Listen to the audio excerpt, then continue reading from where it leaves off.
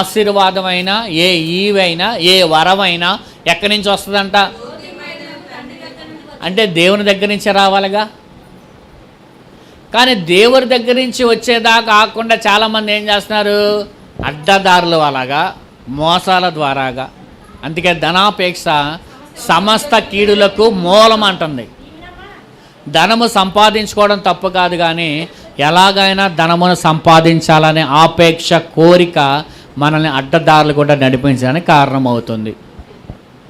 నిజాయితీగా బ్రతికేవారు ఉన్నారు, అడ్డదారులు కూడా సంపాదించే వాళ్ళు ఉన్నారు. ఈ లోకం అంటది నువ్వు ఎలా సంపాదించావో కాదు, ఎంత సంపాదించావో కావాలి అంటది. అంతేనా?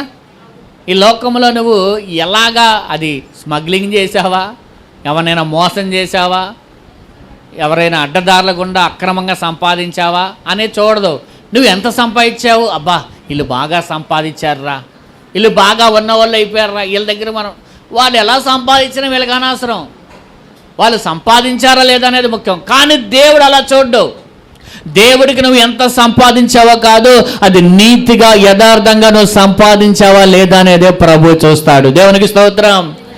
అందుకే వాక్యం ఏమంటుంది? భక్తిహీను యొక్క ధన సమృద్ధి కంటే నీతిమంతుడి యొక్క కొంచెమైనను అది దేవుని ఎదుట ఎంతో, చెప్పండి, శ్రేష్టమైనది అన్నాడు ఆయన. దేవునికి మహిమ కలుగును గాక.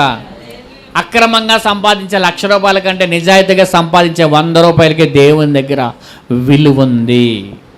ఏముంది? దేనికి విలువ ఉంది?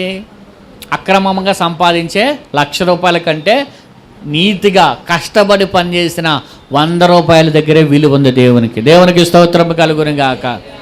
ఎవరైనా తినేది అన్నమే. 1,00,000 రూపాయలు తినేది అన్నమే, 100 రూపాయలు తినేది అన్నమే. అంతేనా కాదా? ఎవరైనా పడుకునేదే, కాకపోతే వసతులు మారుతాయి, అంతమించి ఏముండదు. దేవునికి